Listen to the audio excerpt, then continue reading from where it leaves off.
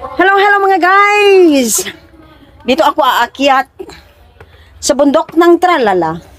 Oh, grabe, ang bongga na ang hagdan. Kasi nabisita kami dito, bando. At pupunta kami doon sa sa parang antog dyan, templo. Kukuha kami ng video for today. Nagala kasi ako dito, so minsan lang naman ako nagala dito sa lugar na to.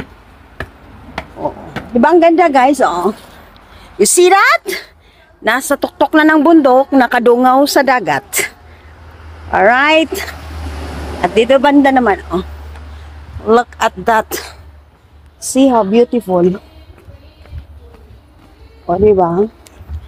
So, ganun lang. Kinuhanan ko na ng video para maipakita at ma-share dito sa inyo. So, may nakita akong maliliit na bag. Ano ba? Bougainvillea. Okay? So, dito kasi oo. So, hindi, nagkuha ko ng video like this. Video ito kasi i-share ko doon sa aking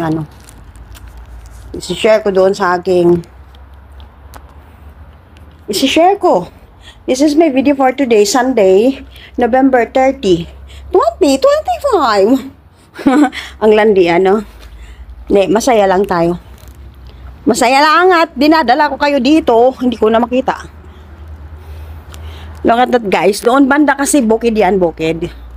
And then, that bukid, dumudungaw siya sa dagat. So, ganun siya. Diba? So, ang ganda lang. Tinutour ko lang kayo. So, sana nagustuhan nyo ang aking pagtutour sa inyo dito. Ganyan lang. Wow! Ang ganda ng rose. Look at the rose. Diba? So, ayan na po.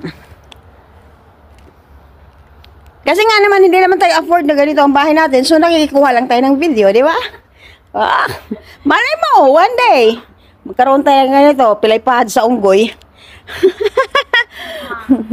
Ay, wala nang bayad mangarap. Ano ko ba? Ganun lang yun. So, ayun. Sana nagustuhan nyo ang video. At nagustuhan nyo ang lugar na aking ipinakita sa inyo.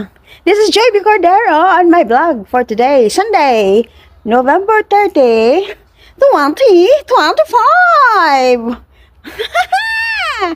Okay, nasanay na ako magsasalita for 3 minutes video kasi ang